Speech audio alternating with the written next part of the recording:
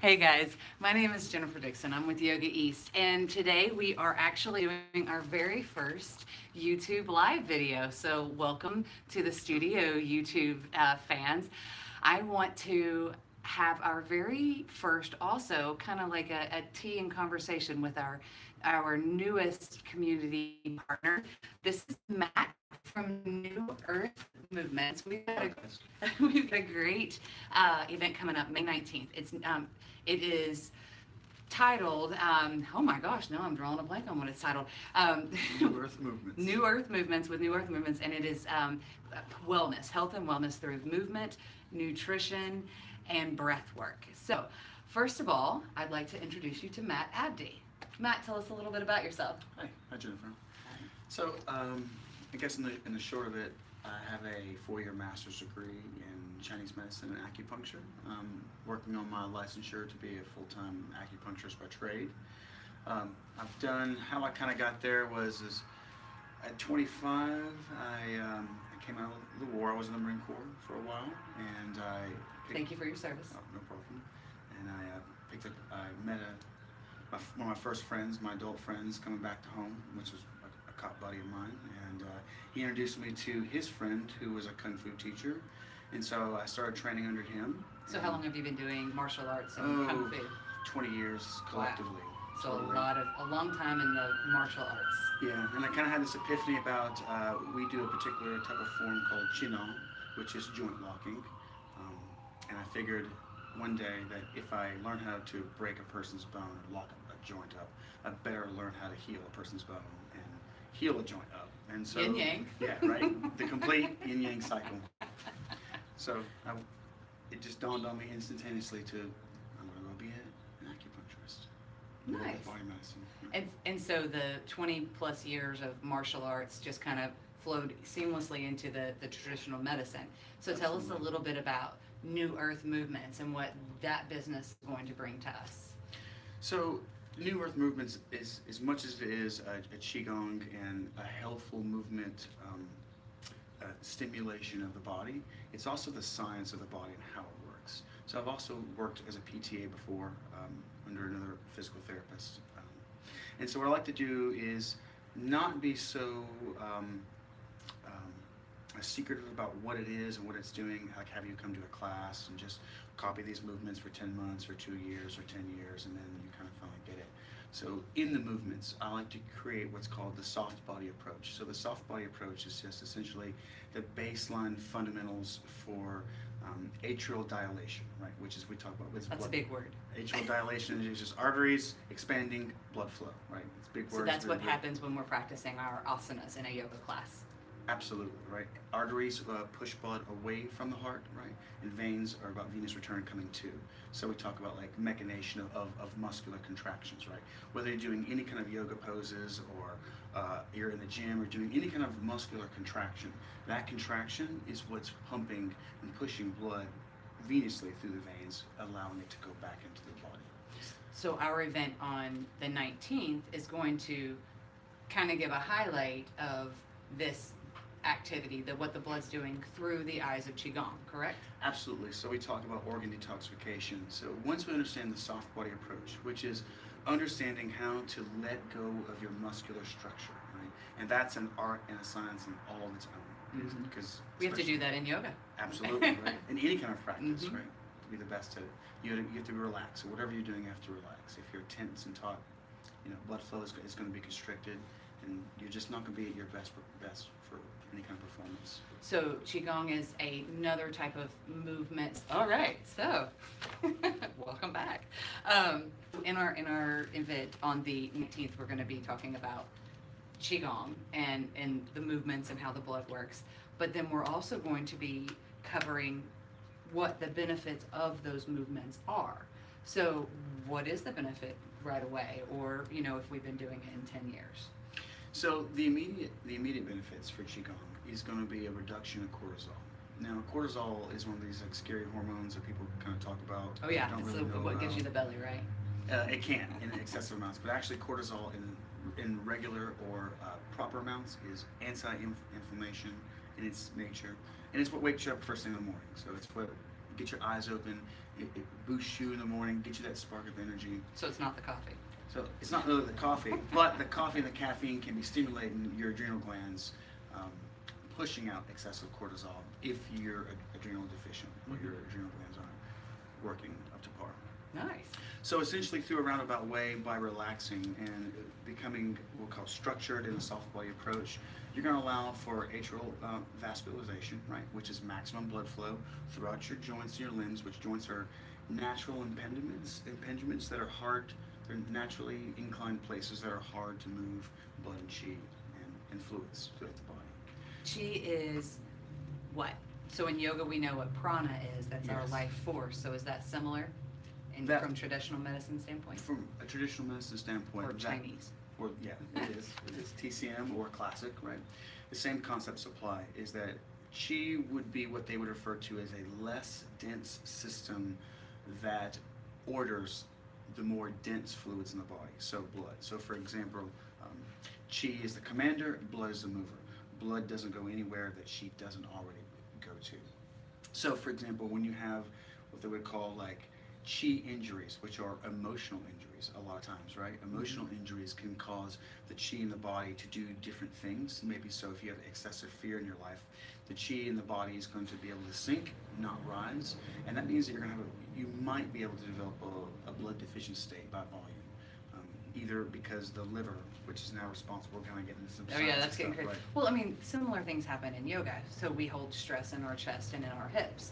So or we hold emotional injuries and things like that in major parts of our body. So I can see how that interties with yoga. If you've had a lot of stuff happen in the past, it can lead to tight hips, or it can lead to a rounding across the shoulders because you're trying to protect your heart. So I can see the difference.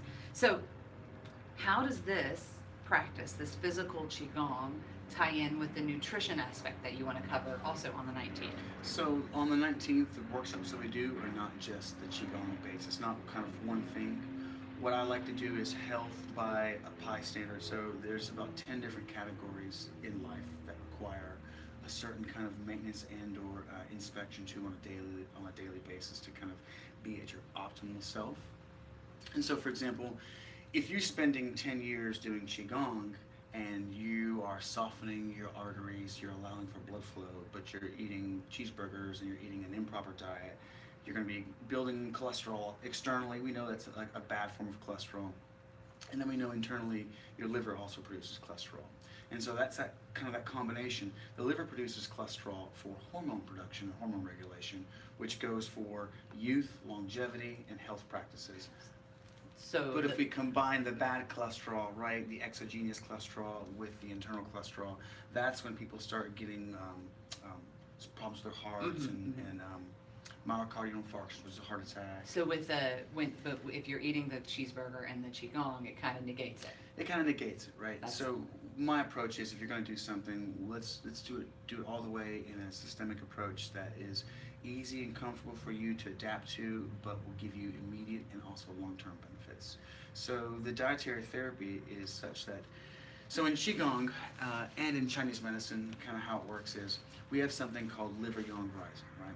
So in particular emotional states, it affects the organs in particular kinds of ways. So if a person is excessively deals with sadness, they're going to have what we call a depressed lung qi function, right? Their lungs aren't going to be able to circulate energy in the most efficient manner. If someone's aggressive all the time, if they're angry, they're going to have what's called liver yang rising, which is going to be where the qi in the liver gets knotted. So what that looks like physically is someone saying, for having this irate reaction over, say, a glass of spilled milk, or something that's really small but they explode over the top. That will be what we call a pathological association of a constrained liver. So through Qigong and nutrition, yes, dietary changes, precisely, we can combat that super short fuse. Absolutely. And so from a food perspective, right? So we know that from a food perspective, for example, the liver likes sour things, sour natural flavonoids from nature, because our bodies come from nature. So nature provides the way for us to deal with pathological things, external pathological things and internal pathological things. So for example, a cucumber. Now when we think about a cucumber, right? It's cold, it's cooling in nature, and it contains a lot of water, right? So it's kind of the opposite kind of catalyst or antagonistic thing that you would need to cool off a hot liver. So if you had someone who is excessively constrained with emotional activities that were maybe having them respond in a negative way or an aggressive way, and actually over time the excessive anger will knot the chi up, so a person can become more easily aggressive, right? So when the liver gets inflamed, a cucumber, eat a cucumber. It's cooling, it's refreshing, and it's one of the things, the natural flavonoid will dredge the liver, help the chi flow of the liver, which will then negate that like over-the-top emotive feeling. So as a mom of 2 really young ones, my fuse is very short because I haven't had more than like 3 hours of sleep in probably 3.5 years. I guess I need to eat more cucumbers. No matter how much I, like obviously with a yoga practice it helps, but cucumbers apparently will help me even more. So on the way home we are getting some cucumbers. Okay, well, so since we just talked about how cucumbers can help with anger issues, I'm assuming nutrition and Qi Gong movements can also help with other physiological issues like hormone imbalances. Absolutely. So in the long-term benefit of practicing, so when we talk about long-term hormonal benefits, so for women that's progesterone, estrogen, for men that's testosterone, and also for women it's testosterone too. Like as women age, testosterone increases, estrogen decreases, you know, and then men go through andropause, which is the opposite. The T decreases, the E increases, right? And so both parts of the sexes don't want that. We have to have the opposite. So for example, in men, indole 3-carbinol is one of the constituents that's in broccoli, right? So for men, their testosterone is going to be lowered in the afternoon, the evening time. So around 4 o'clock is when a man's testosterone is going to peak, and then from 4 on, it starts to decline. So eating, and that means estrogen. So if you had a lifestyle where you were, let's say, touching a bunch of plastics, I know that sounds crazy, and that's kind of what I get into with the workshops. There's also this exogenous mimickers, estrogen mimickers for men, right? And so a lot of times, like plastics and things will, once it gets in the body, it will convert into a fake estrogen mimicker, right?